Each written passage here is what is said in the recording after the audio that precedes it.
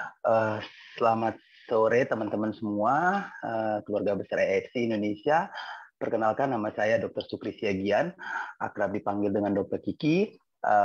Kemudian background saya adalah di bidang estetik atau kecantikan, dan kemudian saya sudah mencoba dan menggunakan serum Sensei Suru ini. Serum Sensei Suru ini adalah serum regenerating. Jadi dia serum yang berfungsi untuk regenerasi, jadi perbaikan sel-sel kulit. Kemudian yang harus di-highlight lagi adalah bahwa dia adalah sudah nanoteknologi, ya. Jadi pada saat ini perkembangan dengan kecanggihan teknologi untuk lebih maksimal lagi penyerapan dari bahan-bahan aktif dari suatu produk, dia diproduksi dengan teknologi nano. Jadi teknologi nano itu keuntungannya adalah dia absorpsinya lebih optimal, kemudian dia kemungkinan untuk alerginya dia juga sangat rendah. Nah, kebetulan serum Sensei Suru ini sudah memiliki beberapa paten manfaat. Ya, diantaranya dia mengandung mengandung bahan yang sudah terbukti secara ilmiah, secara klinis. Dia dapat mengurangi bintik hitam pada kulit, bahkan dia disebutnya adalah dark improving agent. Jadi kenapa disebut dark improving agent adalah karena dia ukurannya sangat kecil, antara 200 sampai 400 nanometer, yang dia bisa penetrasi ke dalam pori-pori. Jadi dia bisa memperbaiki, misalnya ada noda hitam seperti itu. Kemudian dia juga menghambat dari histamin rilis. Jadi histamin itu yang menyebabkan alergi. Jadi dia menghambat proses alergi. Jadi kalau umpamanya ada yang takut, misalnya menggunakan produk Sensei Suru, dia aman ya, karena dia juga memiliki paten untuk menghambat dari rilisnya histamin. Kemudian dia juga memiliki manfaat untuk mencerahkan, kemudian dia juga untuk bermanfaat untuk regenerasi. Jadi kalau kita berbicara regenerasi itu secara umum artinya dia memiliki kandungan untuk anti-aging, kemudian untuk kerutan, ya, kemudian untuk tanda-tanda penuaan, ya, karena fungsi dari regenerasi itu mencakup keseluruhan. Dan dia juga mengandung satu bahan yang cukup bagus, dan kemudian bahan ini juga sudah memenangkan penghargaan Nobel. Dia mengandung EGF, epidermal growth factor. Jadi EGF itu dia dapat merangsang pertumbuhan kulit. Misalnya terjadi intek atau kerusakan pada kulit, dia baik yang disengaja maupun tidak. Yang disengaja itu misalnya pada tindakan perawatan medis, kemudian yang tidak disengaja misalnya luka, dia bisa membantu proses perbaikan lebih cepat.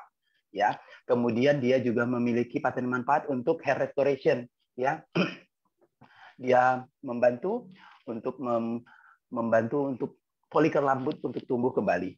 Jadi satu krim ini satu serum ini cukup komplit, dan kemudian kalau dari sisi antioksidannya juga cukup kuat.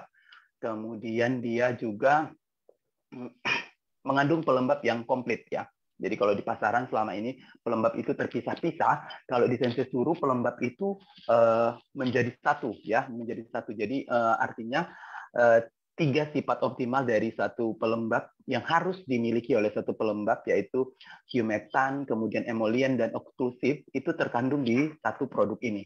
Jadi kalau kita berbicara tentang kelembapan, dia harus berbicara mengenai manfaat bagaimana menarik kelembapan ke dalam kulit, ya. Kemudian itu nanti disebutnya humectant. Kemudian bagaimana dia mengisi kelembapan di celah-celah kulit, karena kan antara sel-sel itu ada celahnya, dia mengisi. Dan kemudian bagaimana dia mengunci, bagaimana dia mengunci biar yang sudah ditarik diisi, kemudian biar tidak menguap kembali, dia mengunci, itu namanya occlusive. Nah, di Sensei Suru ini sudah terkandung ke 3 sifat optimal yang harus dimiliki oleh si satu pelembab optimal tersebut. Nah, selain itu kandungannya juga bagus sekali. Kemudian marine placenta tetap masih terkandung di dalamnya. Kemudian ada salmon DNA, ya, seperti kita tahu dua kandungan ini sudah cukup powerful. ya, kita sudah merasakan manfaatnya dari produk Subarashi dan Utsukushi. Kemudian saat ini terdapat di dalam Sensesuru yang aplikasinya secara topikal atau yang dioleskan. Kemudian dia juga mengandung glutathione pastinya sebagai ibu dari segala antioksidan. Kemudian dia juga mengandung Angelica root extract. Ya, Angelica root extract ini dia mirip dengan vitamin C, tetapi daya untuk perbaikan di kulitnya itu jauh lebih safe, jauh lebih aman dibandingkan vitamin C. Artinya kan kalau misalnya kita menggunakan vitamin C, kadang-kadang kulit yang terlalu sensitif, di wajah agak terasa pling-pling atau apa namanya cekit-cekit. Nah, Hokkaido Angelica root extract ini dia lebih soft dan daya untuk perbaikannya juga lebih baik daripada vitamin C. Tapi kandungan ini masih sangat jarang digunakan di berbagai skincare produk, dan hanya beberapa brand-brand high end atau brand-brand terkenal saja yang menggunakannya. Nah, kandungan ini terdapat di dalam Sensesuru. Selain itu seperti biasa, untuk satu kandungan regenerating serum harus ada kolagen, dan kebetulan kolagennya juga hydrolyzed. Kemudian ada ceramide, dan totalnya yang total bahan kandungan yang terkandung di dalam Sensesuru itu sebanyak 52 bahan aktif yang cukup bagus, ya, cukup bagus untuk kulit. Dan kemudian serum Sensesuru ini juga memiliki kemampuan untuk eksfoliasi, tetapi dalam tingkat yang cukup ringan sehingga aman untuk dipakai sehari-hari. Jadi dia memiliki kandungan light exfoliator yang cukup ringan untuk digunakan sehari-hari. Jadi selain perbaikan dari kerusakan, kemudian dia juga bersifat untuk maintenance, ya, bersifat untuk maintenance atau pemeliharaan yang aman dipakai untuk jangka panjang. Ya, begitu Mas Angga. Oke, kira-kira begitu ya tentang penyakit. Dan yang terpenting ini produk kita 100% bikinan Jepang. Ya, jadi teman-teman juga pasti tahu yang kayak SK itu atau apa, ini pabrikannya sama. Tapi maksudnya bukan yang kayak, oh iya berarti SK itu produk EU. Bukan begitu ya. Maksudnya namanya kalau kita pabrik di Jepang itu tuh kayak mungkin satu pabrik tuh dia bisa ada kayak dimasukin bikinan produk apa. Tapi karena spesialis misalkan di kosmetik kita bilang di serum, ya udah nanti dibikinnya di situ yang merek-merek yang kita semua tahu. Jadi kita Sensesuru ini sama pabrikannya sama kayak SK2 juga. Jadi ya harusnya sih kalau udah bisa masuk di satu pabrik gitu ya nggak mungkin kualitasnya sangat beda jauh atau gimana dong, harusnya kan. Seenggaknya kalau nggak mirip lebih bagus, atau enggak lebih di bawah dikit atau apa ya, itu kan mirip-mirip lah Quality, ya. yang pasti quality controlnya pasti sama ketatnya. Bikinan Jepang kan. Iya. Jadi oke, ini kita mulai tanya jawab langsung aja kali Dok ya. Boleh. Boleh. Ini yang tadi udah ada yang pertanyaan dari awal. Nah ini, Dok, saya kepikiran untuk mengoleskan Sensesuru ke area tulang belakang papa saya yang kanker prostat karena sudah menyebar ke tulang, dengan tujuan agar glutathionnya atau mungkin bahan lain ya bisa masuk ke dalam, meresap ke dalam kulit, masuk ke dalam tulang, jadi bisa mengurangi peradangan. Kira-kira menurut dokter itu memungkinkan atau enggak hal seperti itu? Nah, jadi sebaiknya sesuai yang pasti harus yang kita ke depan lebih utamakan adalah dia memang sesuai indikasi, misalnya pada penderita kanker ya. Pada penderita kanker mungkin ada beberapa bagian tubuh yang akhirnya akan mengalami terutama kulit ya, akan mengalami perubahan, misalnya kelainan mulai dari kering, mengelupas seperti itu. Nah, itu lebih utama kita tujukan ke sana ya. Misalnya apalagi yang orang sakit biasanya karena sering lama berbaring. Nah, di bagian situ boleh ya, bagian-bagian yang kering, kemudian dia mengalami mulai mengalami mengelupas seperti itu karena pergerakan yang terbatas, jadi sensei suruh boleh dioleskan ke situ. Cuman tadi kalau pertanyaannya adalah apakah nanti bahan aktifnya bisa menyerap sampai ke tujuan, kalau dari penelitian yang sudah ada mengenai sensei suruh bahwa karena dia adalah nanoteknologi, dia dapat menyerap ke pembuluh darah, ya, dapat menyerap ke pembuluh darah. Jadi kalau saran saya yang lebih dekat ke pembuluh darah itu misalnya di pergelangan tangan seperti itu, ya. Ya, jadi lebih bisa menyerap karena kalau misalnya di daerah tulang belakang dia kan pembuluh darahnya lebih dalam lagi, jadi penyerapannya mungkin agak sedikit lambat dan mungkin terhambat gitu. Nah, jadi kalau memang mau mau dioles, mau merasakan manfaatnya, mungkin boleh dioles yang lebih dekat ke nadi ya, misalnya di pergelangan tangan. Karena dari penelitiannya juga hair restoration-nya itu bisa dari penyerapan bahan aktif yang dikandung oleh sensei suruh dari di nadi yang ada di pergelangan tangan. Kalau dari saya mungkin seperti itu, Mas Angga. Oke, kita lanjut. Dok, kalau untuk wajah berminyak, beruntusan, berjerawat, apakah bisa dengan sensei suruh? Dan mungkin saya bisa tambahin, kalau misalkan bisa, menurut dokter, efektifnya itu pakainya gimana? Apakah mungkin obat lain, atau setelah mandi, atau sebelum beraktivitas, atau apa, Dok? Oke, nah jadi kalau misalnya beruntusan atau jerawat itu adalah yang multifaktorial ya kita sebutnya, banyak penyebabnya. Jadi kalau misalnya ini harus ditelaah dulu penyebabnya apa dulu beruntusannya gitu loh. Penyebabnya apa dulu. Kalau misalnya mengikuti seminar-seminar kita yang sebelumnya, jadi apakah memang kebiasaan dari kebiasaannya gitu. Karena nanti ini penting ke depan karena jangan sampai menjadi misalnya kebiasaan dia yang merusak skin barrier itu tidak diubah, kemudian dia menggunakan sensei suruh, oke, sensei suruh mungkin akan membantu untuk perbaikan selnya, kemudian kelembapannya juga dapat, kemudian dia mengurangi peradangan, dan dia juga mengurangi mengontrol produksi minyak, iya gitu. Tetapi kalau kebiasaan yang sebelumnya tidak diubah, nanti yang akan menjadi yang di blaming itu adalah sensei suruhnya tidak bekerja gitu. Tapi sebenarnya bukan begitu. Sensei suruhnya bisa bekerja, tetapi yang kebiasaan yang setiap hari yang mungkin merusak skin barrier sehingga menyebabkan sering beruntusan itu harus diminimalisir atau bahkan kalau bisa dihindari. Misalnya contohnya mencuci muka lebih dari 2 kali sehari, seperti itu. Kemudian menggunakan pencuci muka dengan bahan eksfoliator setiap hari, itu juga tidak boleh dilakukan. Ya. Nah, kemudian kalau yang sering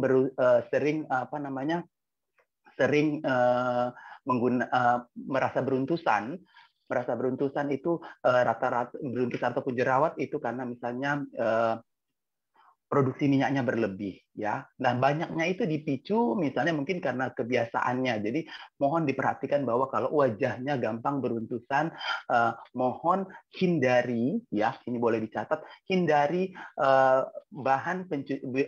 hindari pencuci muka ya, face wash atau face cleanser yang mengandung SLE ya ataupun SLES. Ya, itu tertulis di dalam kandungannya. Ya, mohon itu dihindari. Kalau enggak, produksi minyaknya juga tidak akan terkontrol, beruntusannya tetap akan muncul lagi. Ya. Nah, kemudian kelembapannya juga harus ditambah.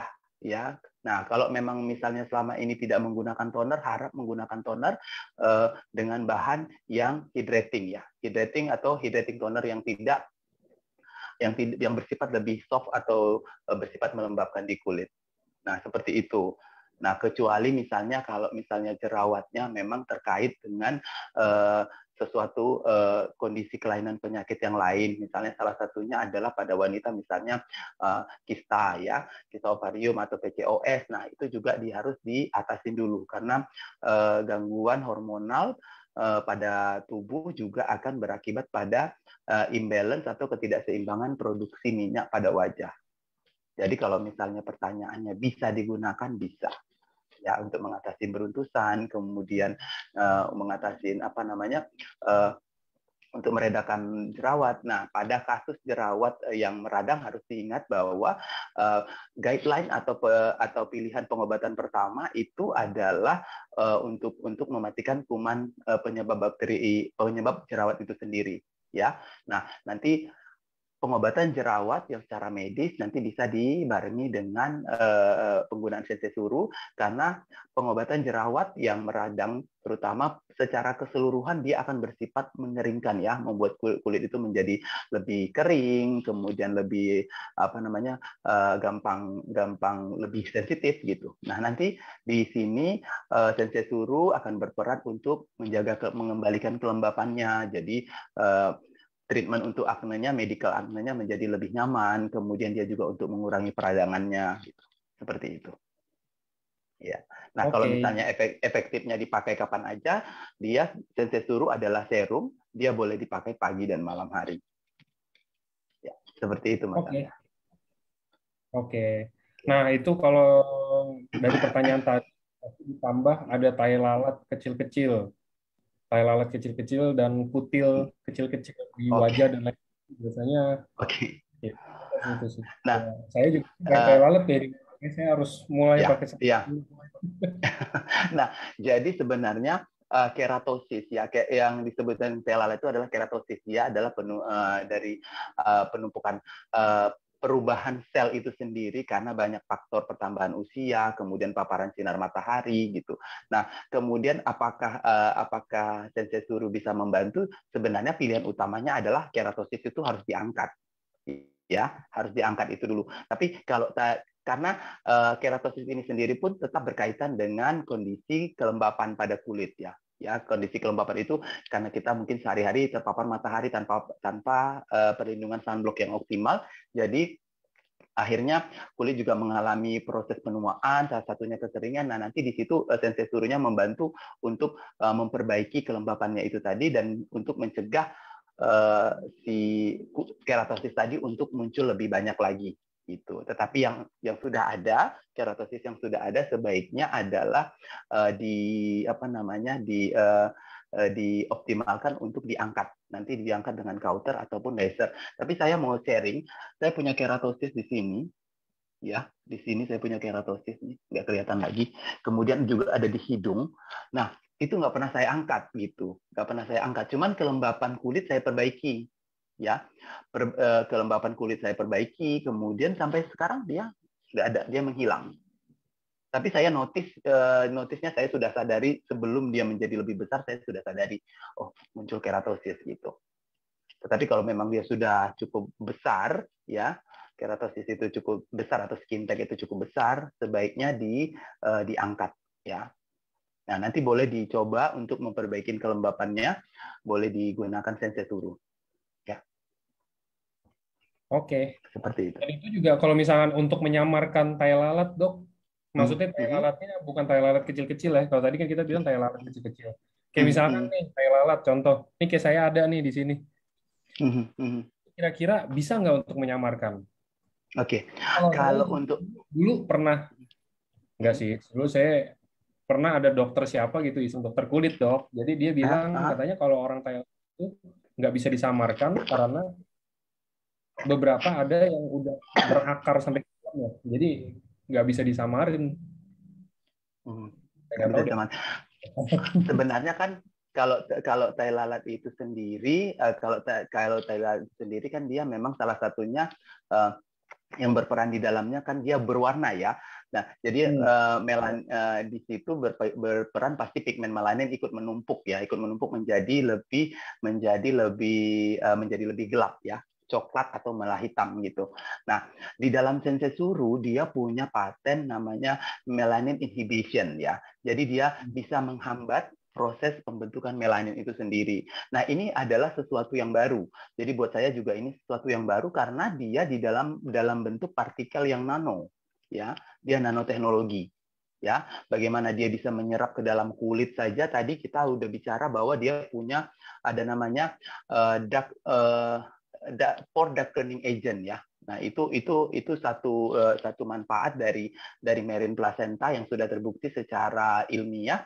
Dia memang bentuknya sangat-sangat kecil, bahkan dia bisa penetrasi ke dalam pori gitu. Makanya disebutnya pordatenea itu. Jadi dia situ bisa menghambat proses pembentukan melanin seperti itu, memperbaiki struktur kulit. Jadi ini memang sesuatu yang sophisticated, yang baru, yang bisa penetrasinya bisa menjadi lebih optimal. Tapi karena memang dia juga memiliki paten dari melanin inhibition itu, jadi kalau memang mau ditanya dia untuk menyamarkan untuk warna sih menurut saya dapat ya. Walaupun tiap orang akan berbeda-beda, tapi perhatikan ya, karena tai lalat itu tidak selamanya dia hanya begitu, atau tidak selamanya dia hanya sesuatu yang jinak, karena dia bisa saja menjadi lebih ganas. Jadi memang kalau sudah ada tai lalat harus harus aware ya terhadap perubahan warna, kemudian dia kecepatan pertumbuhannya, kemudian dia apakah dia berdenyut kah, apakah dia apakah dia ada rasa kah, seperti itu. Itu juga harus menjadi perhatian, terutama yang tai lalat yang bentuknya bukan dia bentuknya timbul ya, pigmentosus. Nah, kalau biasanya yang tadi yang Mas Angga sebutkan mungkin tai lalat yang bentuknya datar ya. Ya, nah kalau yang bentuknya datar itu namanya Nepus melanocyte. Jadi dia lebih pertumbuhannya itu lebih tidak lebih sedikit mengarah ke yang lebih ganas, atau pertumbuhannya hanya begitu saja seperti itu. Karena dia memang benar-benar terkait dengan pertumbuhan dari pigmen melanin. Nah, kalau dia yang datar itu, dia masih bisa kita coba dengan sensei suru, karena tai lalat yang melanositik itu tadi dia memang terbentuk dari penumpukan pigmen di satu tempat. Nah, kemudian ada paten fungsi yang dimiliki oleh sensei suru untuk menghambat proses pembentukan melanin. Jadi kalau yang datar itu tadi dia bisa dapat, walaupun kecepatannya hasilnya pada tiap orang itu pasti tidak sama. Nah, karena terlebih lagi harus dijaga harus optimal dari penggunaan sunblock ya, karena pertumbuhan melanin itu atau pertumbuhan sel kulit gelap itu sangat tergantung dari paparan sinar matahari. Jadi dia pigmen melanin itu berteman dengan sinar matahari. Oke. Gitu. Oke. Kita next berikutnya, Dok. Saat ini banyak skincare yang memiliki kecocokan pada masing-masing pemakai dan user. Kira-kira keunggulan sensei suru apa, selain mungkin kita bisa bilang selain dari bahan aktif ya, Dok? Karena kalau dari segi harga jelas sensei suru ini sangat bersaing. Ya, saya juga nggak bilang murah sih, sensei suru mahal sih. Maksudnya mahal. mungkin dokter bisa menceritakan kelebihan apa lagi sih yang ada dari sensei suru selain bahan aktif yang tadi kita udah bahas di awal, mungkin dia ada bahan aktif dan Nah, satu dia yang paling utama itu dia adalah nano ya, nano. Jadi dia nano size, kemudian dia nano size ya. Dan ini belum banyak skincare yang menggunakan teknologi ini ya.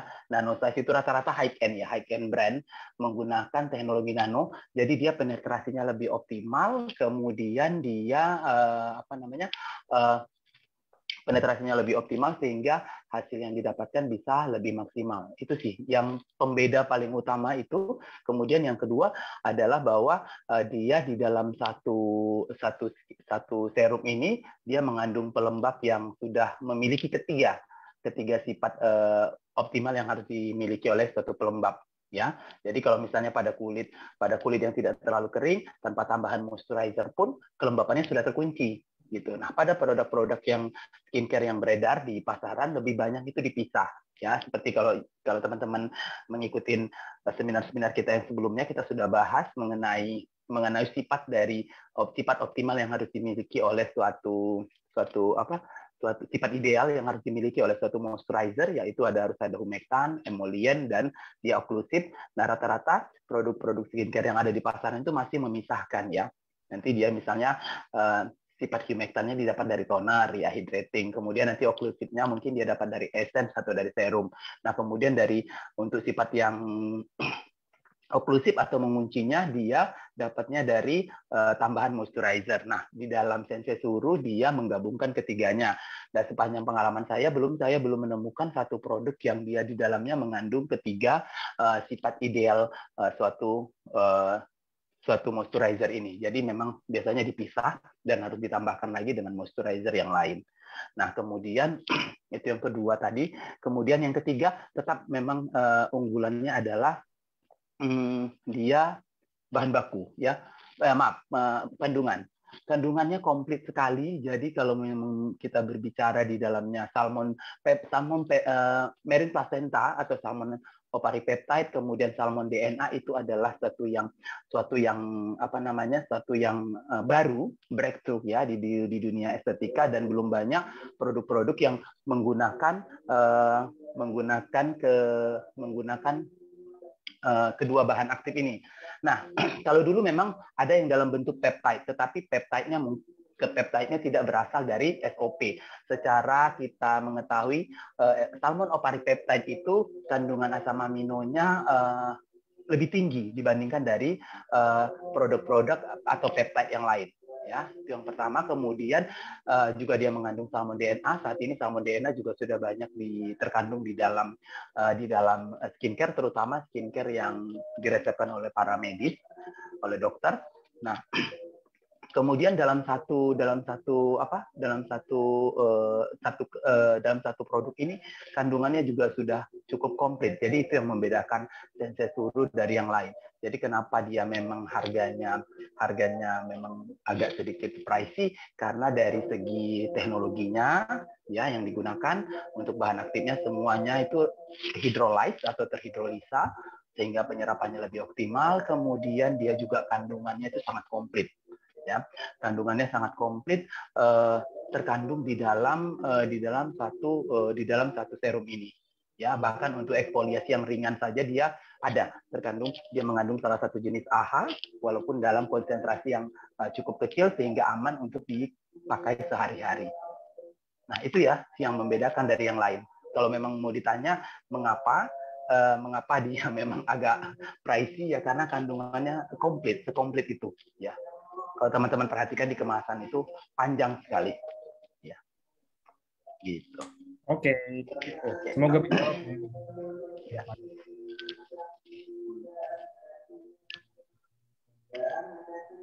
Nah, ini juga bagus nih pertanyaan, Dok. Anjuran pemakaian Sensei Suru itu 2 pump. Tapi kalau misalnya 1 pump saja, kira-kira ada perbedaan enggak di kulit? Kalau setelah udah pakai Sensei Suru di wajah, terus wajahnya udah berubah nih, udah jadi bagus. Maka kalau saya berhenti pakai Sensei Suru, wajahnya itu akan tetap kayak begitu, ataukah akan balik lagi ke sebelumnya saya pakai Sensei Suru? Oke. Jadi tadi pertanyaannya ada 2 ini ya. Apakah cukup 1 atau 2 pump? Nah, sebenarnya kalau mau menurut dianjuran memang 1 pump saja sudah cukup ya. Tetapi biasanya cara pengolesan kita ya, tiap orang itu kan beda-beda. Ada orang yang cara pengolesan kemudian dia luas permukaan kulit, permukaan wajah itu kan tidak semua orang tidak sama. Yang penting kita harus memastikan bahwa serum tadi yang kita oleskan ke wajah itu memang menutupi ya, memang rata terdistribusi ke seluruh wajah. Jadi tidak ada batasan sih, misalnya mau 2 pump it's okay, nggak apa-apa gitu. Kalau mau 2 pump it's okay, mau digunakan, yang penting adalah dia memang menutupi ke seluruh wajah. Kalau saya biasanya wajah dan leher gitu. Makanya antara 1 sampai dengan 2 pump gitu.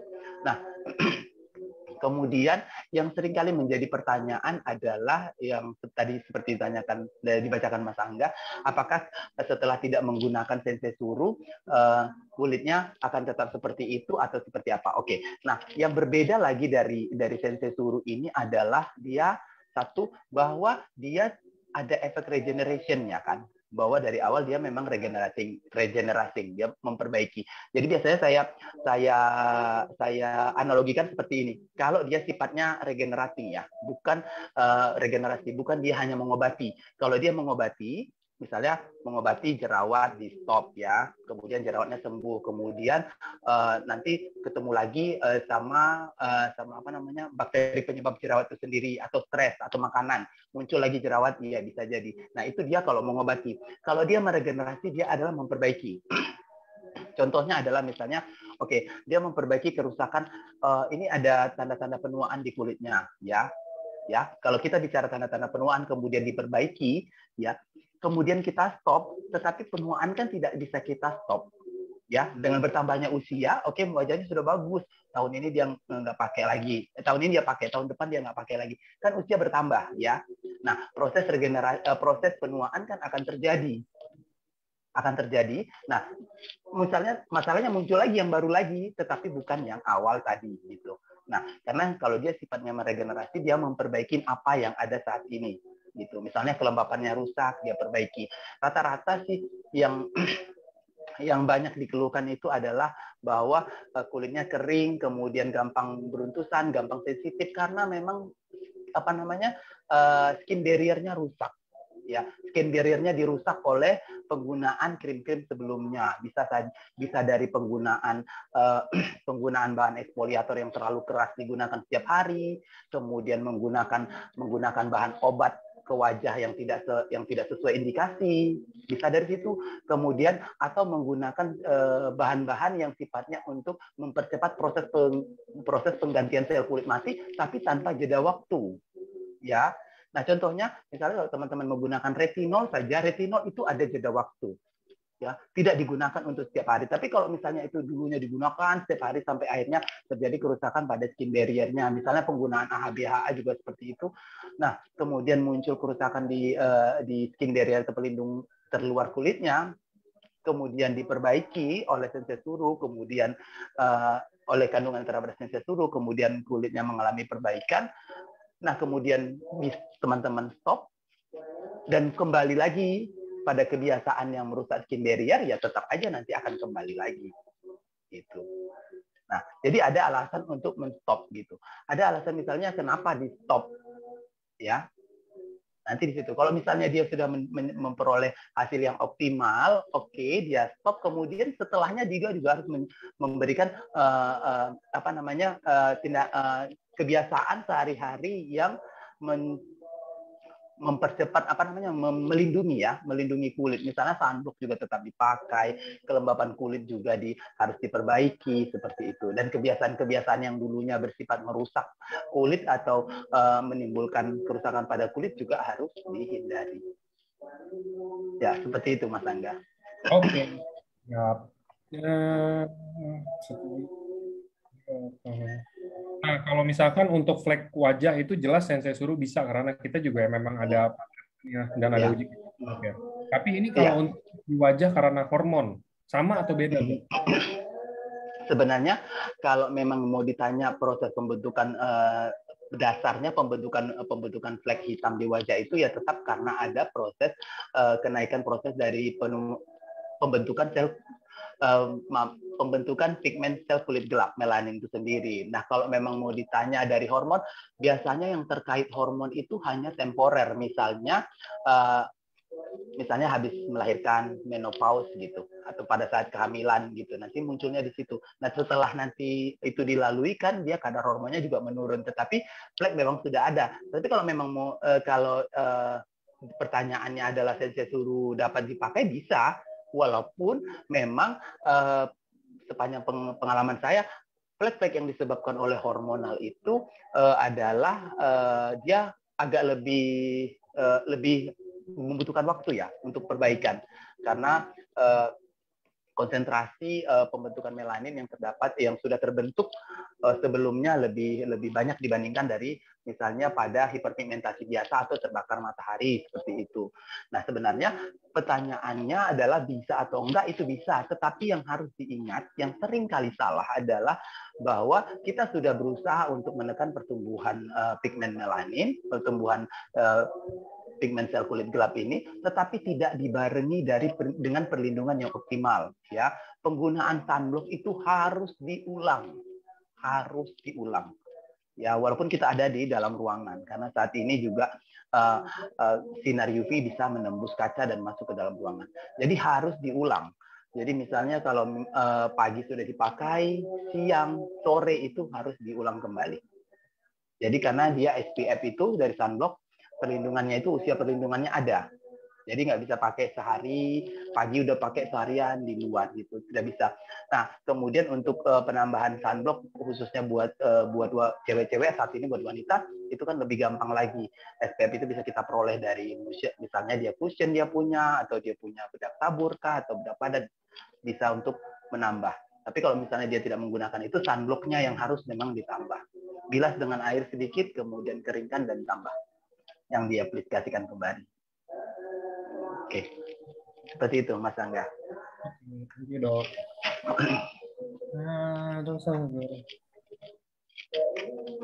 Dok, apakah benar saya sudah translate tulisan di botol tertulis bahwa sensasi itu tidak boleh digunakan untuk bagian kulit yang mengalami ruam, bengkak, atau luka?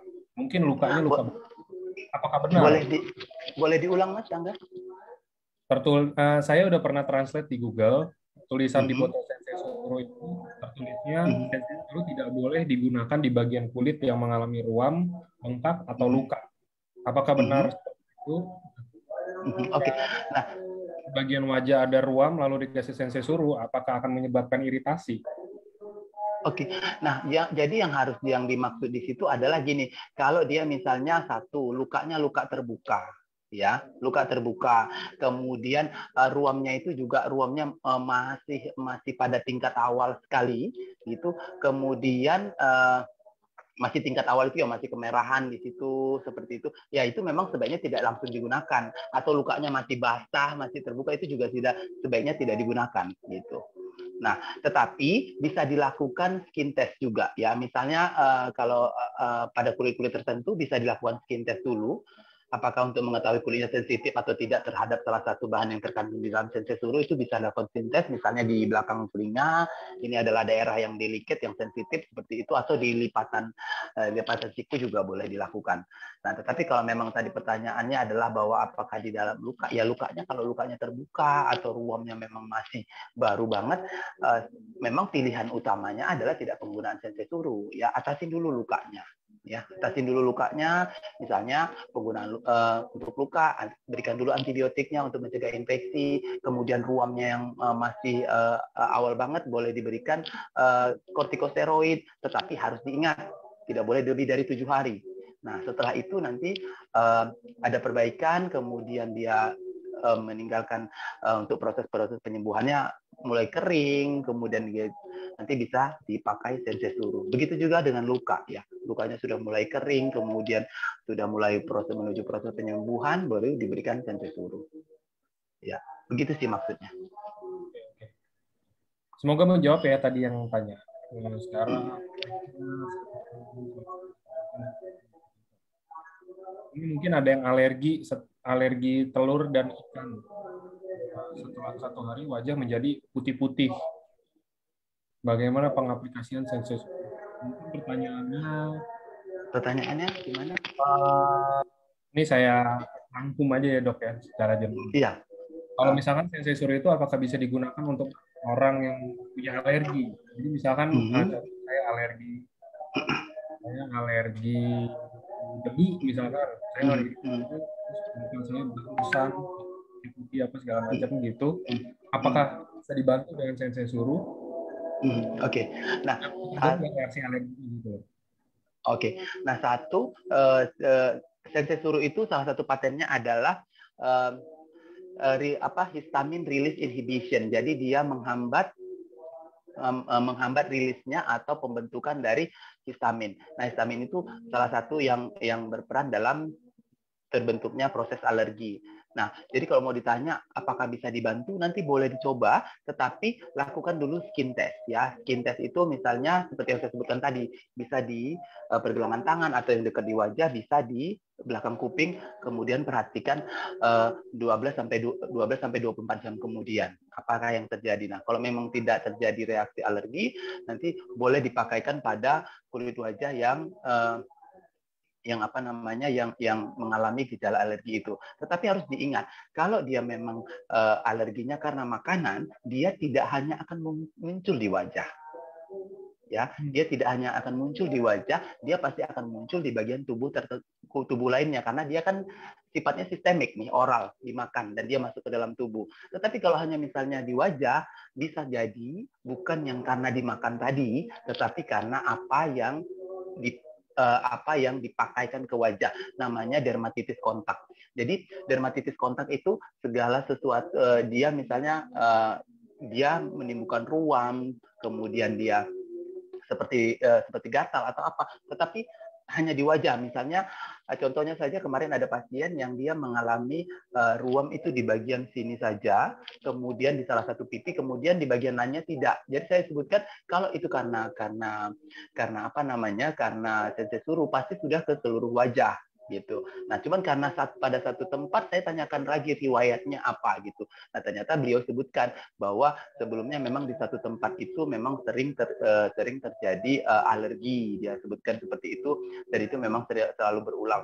Oke, kalau memang di tempat itu sering terjadi alergi dan itu masih baru, kita atasin dulu alerginya. Nanti untuk membantu proses penyembuhan ke depannya, baru kita pakaikan sensei suruh gitu. Nah, tapi kalau memang tadi kan kita bicara apakah dia bisa untuk mengatasi alergi, karena pada beberapa kasus pasien yang mengalami kekeringan atau misalnya dia ada eksim yang di kulit yang tidak yang lama sembuh gitu, tetapi sudah pada tahap yang bukan awal lagi, sudah mulai kering tetapi tidak sembuh-sembuh, di situ sensei suruh banyak membantu. Nah, nanti kalau memang mau dicoba di wajah boleh, tetapi saran saya lakukan skin test dulu. Kalau misalkan untuk eksim basah dan di anak-anak umur 10 tahun, kira-kira tunggu dulu sampai eksimnya kering. Ya, atasin dulu eksimnya dengan pengobatan medis, baru nanti berikan sensei suruh sesudah agak kering. Ya. Selanjutnya ini pertanyaan yang awam, tapi boleh ditanya juga sekarang. Apakah sensei suruh boleh digunakan bersamaan dengan produk kecantikan lainnya? Apalagi yang kayak dari dokter, yang inisialnya HR atau apa gitu loh dok, dibalik. Oke, baik. Nah, jadi apakah boleh digunakan? Dia boleh digunakan bersamaan. Jadi misalnya kalau kita punya satu krim malam, kemudian akan digunakan bersama sensei suruh, maka nanti penggunaannya adalah sensei suruh dulu baru krim malam. Tetapi harus dipastikan dulu kegunaan krim ini apa sehingga sejalan dengan penggunaan sensei suruh. Ya, nah contohnya, contoh kecilnya saya berikan contoh misalnya pada pengobatan jerawat. Nah, pada pengobatan jerawat nanti akan diberikan krim dalam bentuk krim medis yang diresepkan, yang akan dipakai dalam jangka waktu tertentu. Nah, dia boleh dipakai bersertaan dengan sensei suruh. Sensei suruhnya akan memperbaiki efek kelembapan, karena rata-rata pengobatan medis untuk jerawat itu akan mengangkat kelembapan pada kulit, jadi kurang nyaman sekali. Jadi nanti sensei suruh dipakai sebelumnya untuk sebagai preparation untuk kulitnya. Nanti setelah itu boleh dipakaikan krim untuk pengobatan jerawat tersebut. Jadi kalau ditanya apakah boleh dipakai, boleh ya. Tapi dipastikan bahwa krim itu yang dipakai tadi adalah krim yang aman untuk digunakan jangka panjang. Kemudian dia bukan bahan obat, karena kalau dia bahan obat kan tidak untuk dipakai jangka panjang.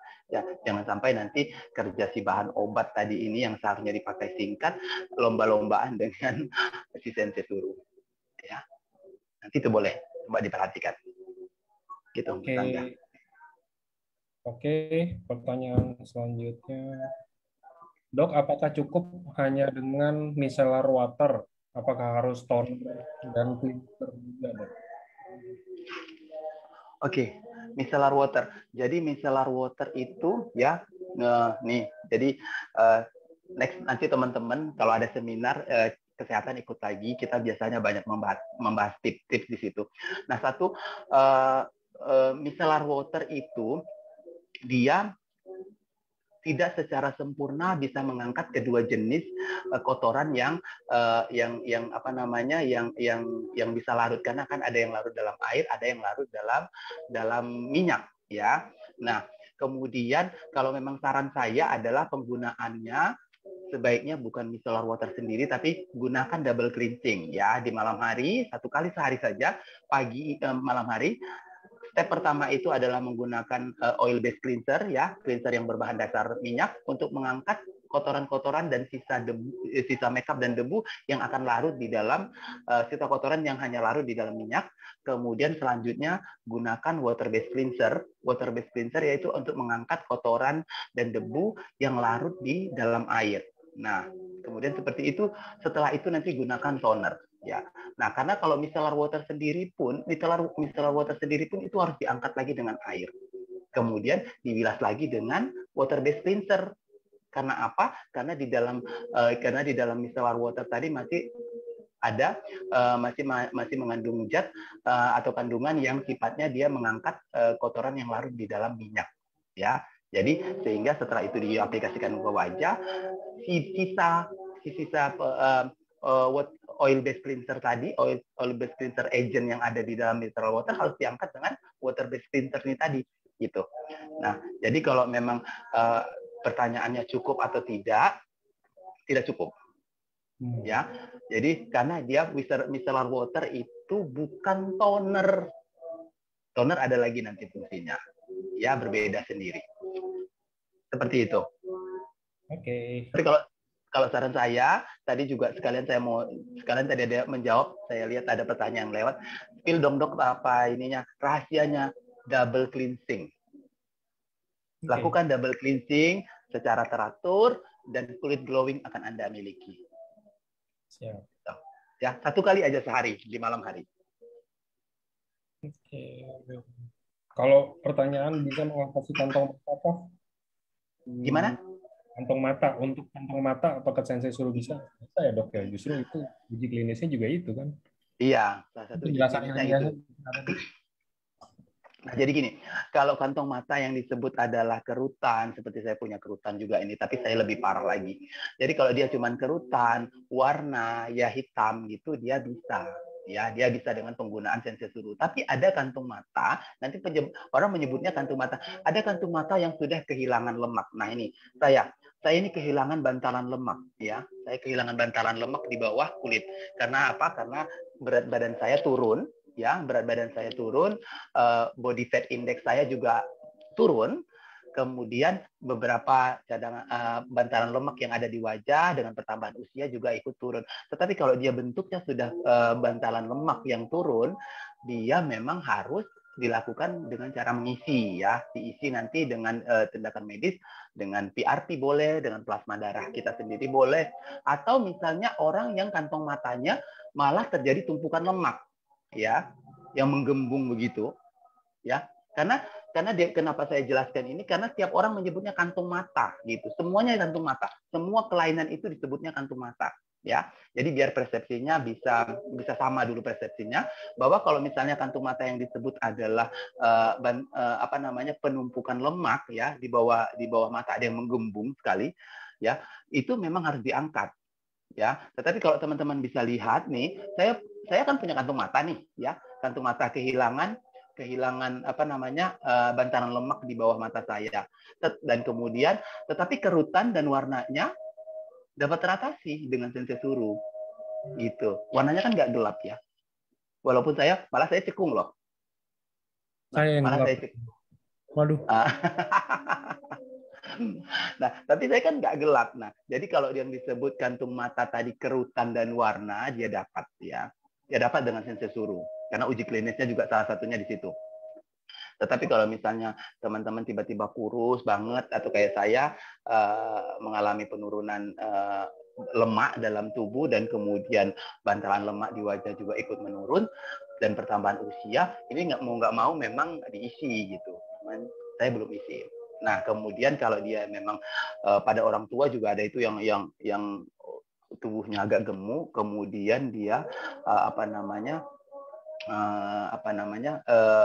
bantahan lemaknya di situ menumpuk, itu juga harus diangkat. Nah, tetapi yang bisa dilakukan oleh dengan sensei suru adalah dia bersifat meregenerasi ya. Di situ ada kerutan, kemudian di situ ada di situ ada kerutan, kemudian di situ ada penumpukan pigmen yang lebih gelap gitu. Itu bisa dicoba. Dan sensei suru ini karena dia bahannya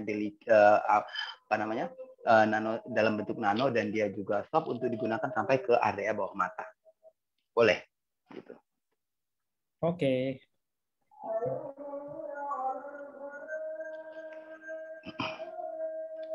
Nah, ini beberapa pertanyaan yang saya rangkum. Kalau untuk bekas luka, kayak bekas luka aja itu kita bilang ada bekas luka ada beberapa ya dok. Ada yang kayak bekas luka cakaran tuh, biasa dia garis. Ada yang bekas luka knalpot, kayak kulitnya rada benyek gitu. Saya pernah punya teman juga dulu kena bekas knalpot. Sebelum menjadi keloid, sebelumnya tuh kayak merah, kayak warna daging. Apakah itu bisa, dok? Oke, nah jadi dia begitu masuk tahap proses penyembuhan, artinya tadi tahap lukanya sudah terlewati ya, lukanya sudah tidak basah dan terbuka lagi, kemudian dia masuk tahap penyembuhan, dan misalnya pada luka operasi yang sering saya temui pada penggunaan sensei suru adalah luka bekas operasi yang sudah lama, dia olesan sensei suru, luka itu menipis. Nah, jadi kalau misalnya tadi ditanya apakah bisa pada luka, bisa, tapi lewatin dulu bahwa luka itu sudah tidak basah lagi, sudah mulai mengering. Kemudian dia juga sebelumnya untuk menghindarkan infeksi, pastinya treatment pilihannya adalah dengan penata-laksanaan luka ya. Nah, jadi kalau misalnya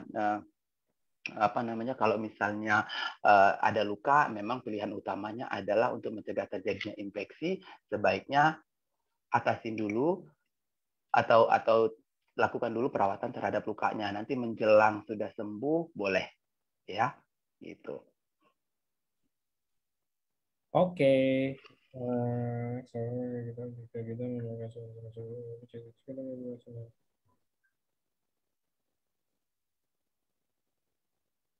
Mengurangkan penebalan kulit. Oke, ini borongan nih pertanyaannya, tapi saya coba rangkum biar jawabannya bisa buat yang lain juga ya. Oke. Kalau misalkan ada sensasi, asik sensasi, enggak, maksudnya ada perasaan celekit, kayak nyelekit, gimana ya dok bahasa Indonesia IED yang benar ya? Iya, sedikit. Nyelekit kayak ya gimana lah perasaan, mungkin perasaan beda gitu ya setelah pakai sensei suru. Apakah itu harus saya boleh tetap lanjutin, ataukah itu mungkin efek karena saya nggak cocok atau apa gitu? Gimana menurut dokter? Apakah harus tetap dilanjutin ataukah di stop dulu, ataukah tadi coba dulu yang skin test itu dulu atau apa? Ya, jadi yang pertama memang sebaiknya skin test dulu kalau memang ragu atau kulitnya memang sensitif. Tetapi sejauh ini sih menurut saya sensei suru itu fine saja, karena dia juga teknologinya sudah nano, jadi bukan dalam bentuk kasar lagi ibaratnya. Nah, tetapi kalau misalnya ragu, boleh di skin test dulu. Nah, kemudian kalau memang ada rasa tingkling, namanya tingkling, itu adalah wajar ya, dalam beberapa menit awal pemakaian itu wajar. Nah, tetapi perhatikan kalau memang misalnya sudah dipakai kemudian agak cekit-cekit, tetapi memang tidak ada perubahan yang efek yang lebih signifikan, nggak ada yang kemerahan bahkan ruam atau seperti tanda-tanda alergi, itu masih boleh digunakan. Memang seperti itu. Bahkan kalau kita menggunakan vitamin C serum sendiri pun tunggal, itu masih ada rasa tingkling, itu pasti ada karena dia dalam proses penyerapan gitu. Nah, tetapi kalau memang merasa tingkling dengan penggunaan sensei suru, yang ingin saya tanyakan, yang jadi pertanyaannya adalah mungkin sudah mengalami kerusakan pelindung terluar kulit selama ini. Harusnya tidak. Harusnya tidak ada rasanya. Gitu. Oke. Kalau untuk next-nya ini juga dia tanya, apakah sensei suru bisa digunakan untuk mengurangi penebalan kulit di bagian tangan biasanya? Penebalan kulit kayak gini nih, kapalan. Kebanyakan nge-gym gitu. Maksudnya kebanyakan naik dumbbell gitu kan? Iya. Nih. Banyak banget. Apakah bisa dikurangin, dok? mungkin sebelum jadi lebih parah. Ya, dia akan mengurangi kelembapannya karena kan biasanya kalau udah sel kulit mati, sel kulit itu menumpuk, kekeringan akan terjadi di situ, kemudian kulitnya menjadi lebih kaku dan kasar. Nah, jadi boleh dipakai sensor itu boleh dioles di situ. Sama contohnya seperti tadi yang saya sebutkan penyembuhan bekas luka operasi. Jadi ada beberapa pasien itu dia memang bekas luka operasinya itu ya bekas sayatan, tetapi ada sayatan tetapi belum sampai keloid yang menonjol banget, dan dia oles di situ dan sensor suruhnya juga bekerja.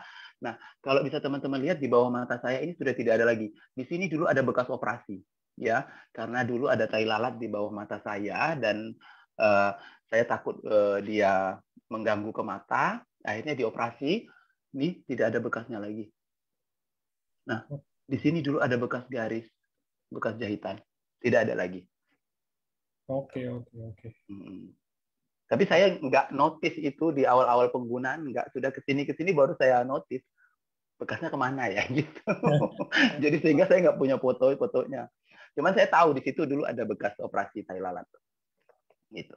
Oke. Jadi dokter kalau dokter nge-gym juga kan dok, jadi pakai sarung tangan juga nggak ngaruh kan dok ya? Saya juga biasanya ini pertanyaan pribadi sih. Jadi saya biasanya sarung tangan nggak ngaruh. Pakai sarung tangan. Kalau dia tetap akan, karena kan dia menekan ya, sarung tangan juga menekan, dan kebetulan saya itu nggak nyaman pakai sarung tangan, panas.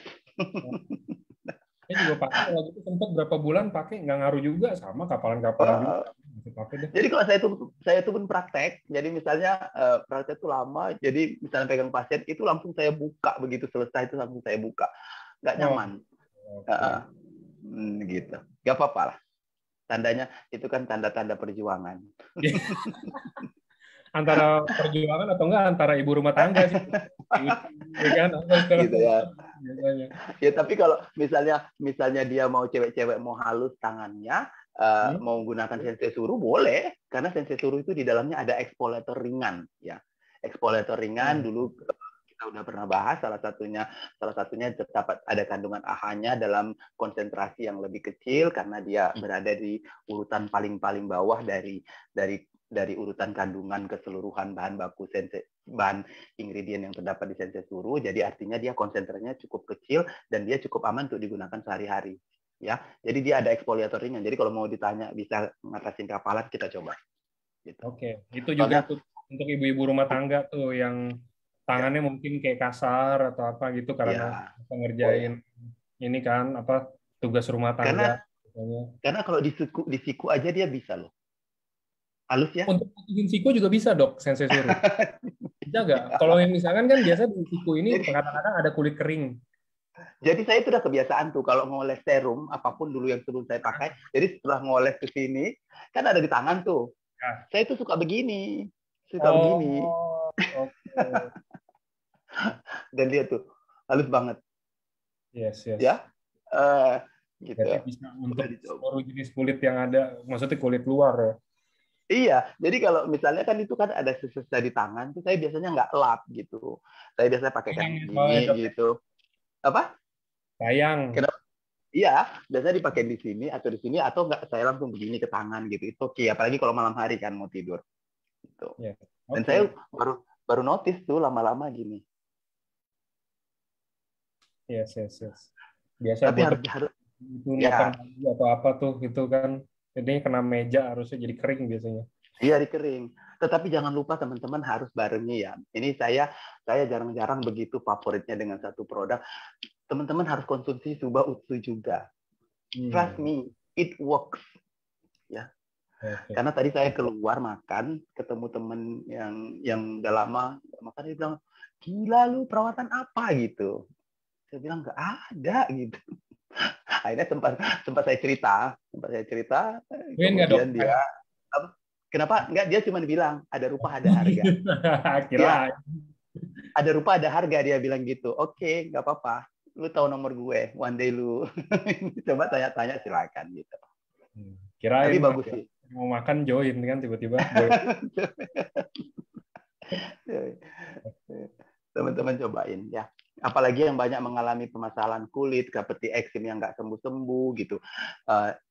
Kemudian dia apa namanya, ada juga beberapa teman-teman kita yang ngalamin psoriasis atau autoimun gitu.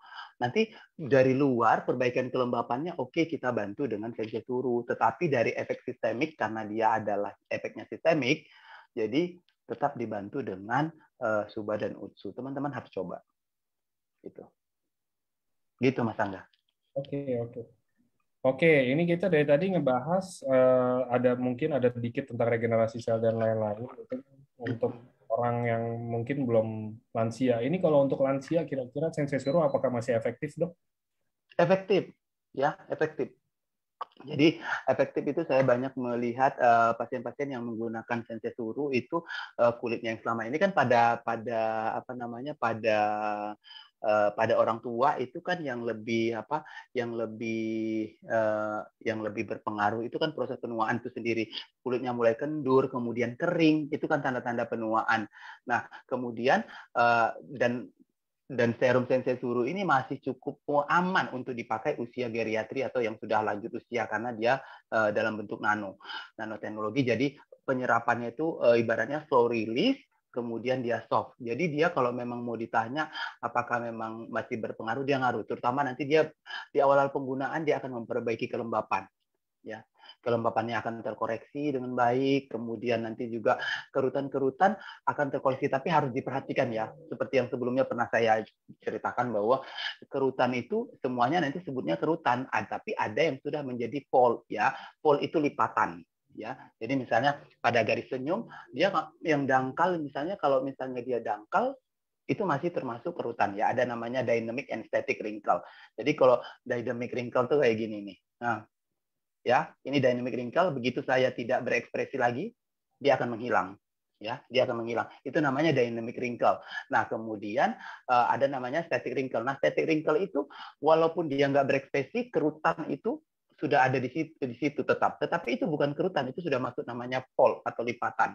Nah, jadi harus diperhatikan bahwa kalau dia sifatnya yang statik atau yang ekspresi, itu masih dapat dengan pengobatan dengan tindakan kita yang dilakukan adalah topikal ya, salah satunya dengan sensei suru. Tetapi kalau dia sudah sifatnya statik pada orang tua itu kan rata-rata sudah statik, itu memang butuh waktu yang jauh lebih panjang lagi untuk mengalami perubahan. Tetapi kalau untuk hanya perubahan kelembapan, kerutan halus itu masih dapat.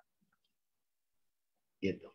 Oke, oke. Ini juga ada pertanyaan, Dok, apakah aman untuk dipakai jika di muka banyak jerawat? Tadi udah dijelaskan jerawat itu sama kayak juga nanti jadi bekas luka juga.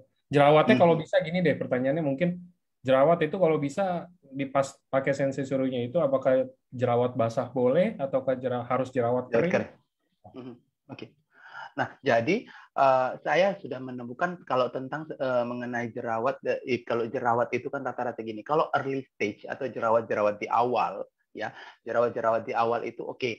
Pak, misalnya kalau dia misalnya sangat meradang sekali, pasti pilihan pertama kita adalah pengobatan jerawat itu dulu, ya pengobatan jerawat itu. Tetapi seiring dengan berjalannya waktu, dari efek dari pengobatan jerawat itu satu akan kulit akan mengalami gangguan kelembapan, kulit akan mengalami apa namanya itu lebih sensitif, lebih kemerahan seperti itu. Nah di situ sensei suru bisa dipakai ya, bisa digunakan bersamaan dengan pengobatan jerawat itu untuk mengatasi efek kering yang timbul dari pengobatan jerawat. Tapi saya juga menemukan beberapa pasien dengan jerawat yang perkembangan jerawatnya itu sudah lama, dan bahkan ini belum terlalu kering.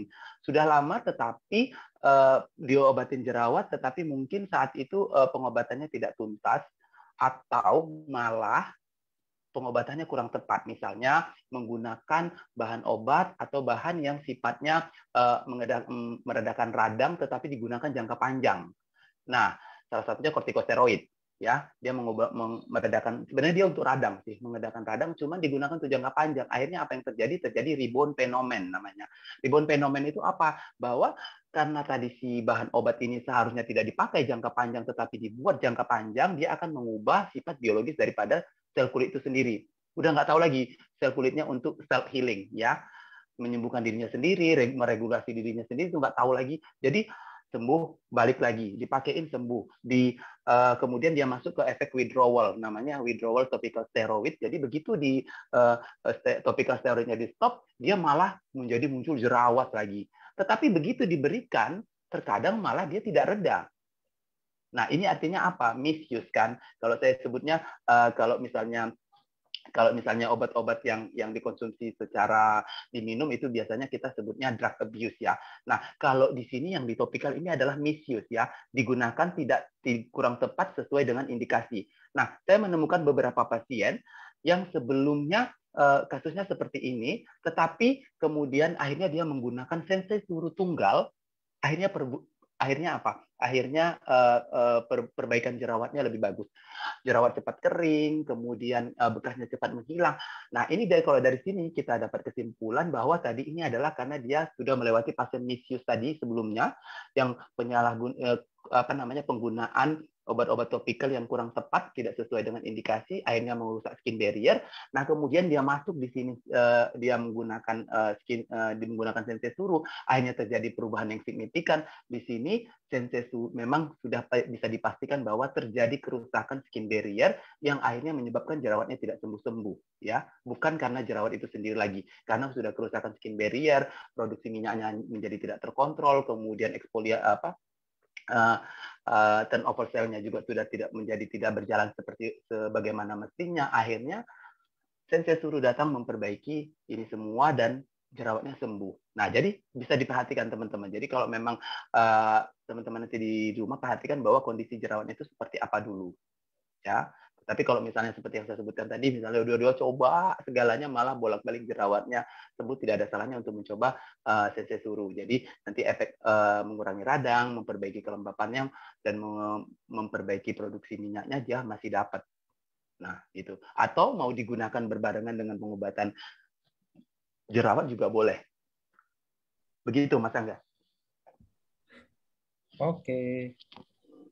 Oke, ini juga ada lagi dok kalau udah pakai sensei suruh. Kalau udah pakai sensei suruh 1 botol, tapi saya berasa mukanya itu jadi berasa padat sebagian. Maksudnya berasa padat tuh, Padat tuh kayak apa? saya juga Padat kayak mungkin lebih ke arah kenceng kali ya, jadi kayak berasanya padat gitu loh. Jadi padat. ya, Tapi di sebelah wajah, hanya di sebagian. ya. Padahal ini Jangan-jangan nanti ibu pakainya semua atau cuma di sebelah nih? Jangan-jangan. Jangan-jangan malah nanti dia tanda-tanda awal Bell palsy. Oke. Bukan berkaitan dengan ini lagi, bukan berkaitan dengan sensei suru.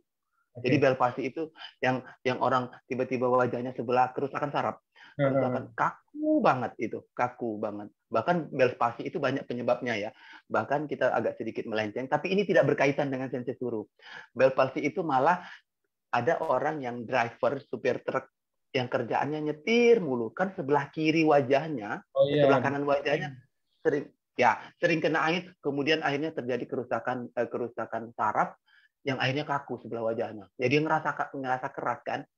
Nah, nah, nah, jadi kalau itu adalah dia kerusakan saraf, tapi ada yang bersifat temporer, hanya sementara. Nah, tapi ini tadi yang disebutkan sebagian wajah merasa kaku itu agak janggal menurut saya, itu seperti apa kerasnya. Kalau memang tadi kan pakai sensei suru ke seluruh wajah, kalau memang sensei surunya menyebabkan keras atau kaku, maka semua wajahnya akan kaku, akan keras gitu. Coba diperhatikan, jangan-jangan tanda-tanda awal Bell palsy. Karena Bell palsy itu juga penyebabnya ringan banget, kena kipas angin aja terus-terusan ada orang yang kena Bell palsy. Oke. Gitu. Oke. Apakah sensei suru dan hanamai aman untuk ibu hamil? Aman. Aman. Ya, aman untuk ibu hamil. Ya. Oke, dok.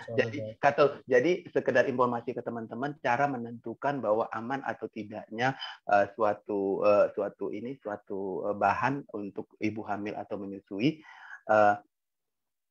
dari notifikasi atau izin yang dia peroleh. Jadi kalau dia sudah bernotifikasi BPOM, itu sebagian besar aman untuk ibu hamil dan menyusui karena dia sudah konsentrasinya sudah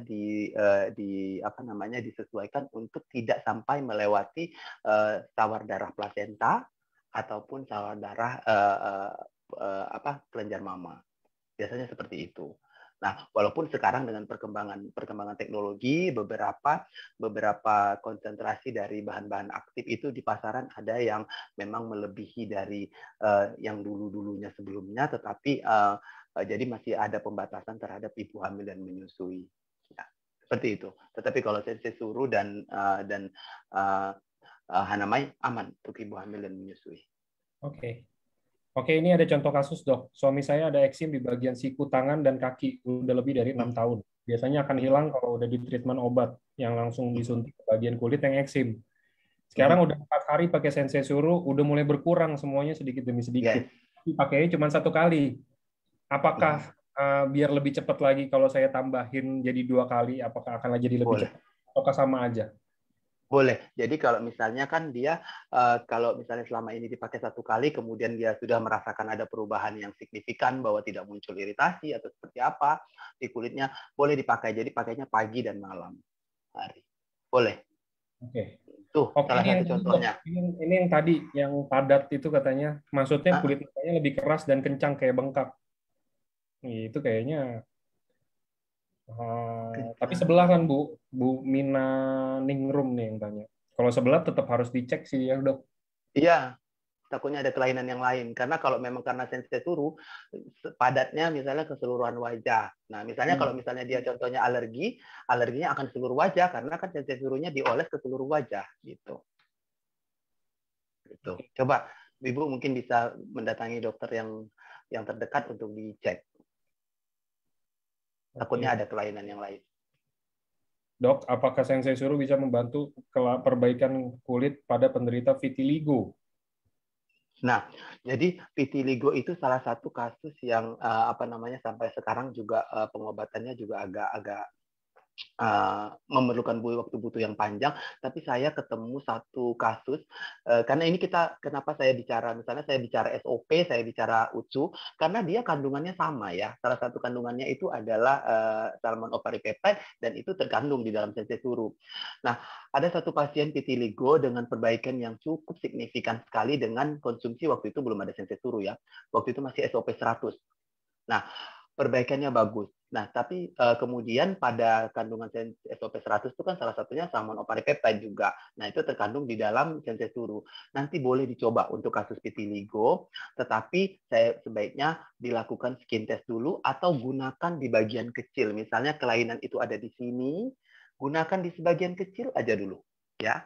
Kemudian perhatikan antara 12 sampai 24 jam kemudian. Nah, setelah itu nanti kalau memang tidak ada tanda-tanda yang alergi yang signifikan atau seperti apa, nanti boleh dipakai ke seluruh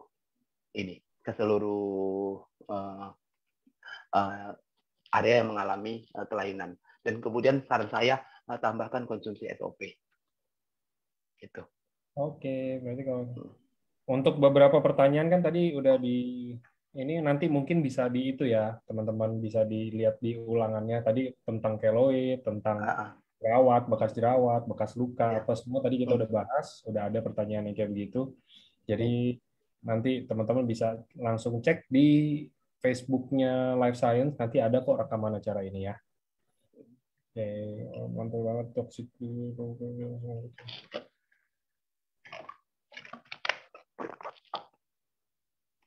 Oke, ini juga maksimal untuk penggunaan Utsukushi juga. Iya, itu kombinasi yang sangat cocok itu Utsukushi dan Sensei Suru. Ya, kombinasi yang baik. Tentang terapi autoimun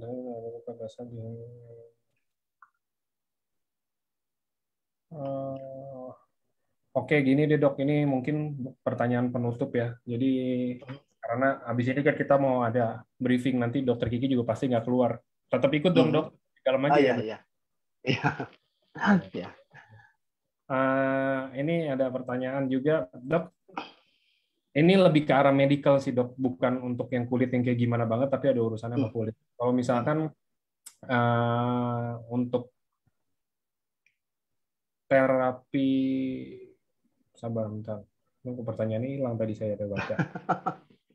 Oh ini, gini aja. Kombinasi nih dok, misalkan kayak contoh saya ada jatuh atau saya ada apa luka gitu loh. Terus saya mau biar lukanya tuh tetap pulihnya cepat.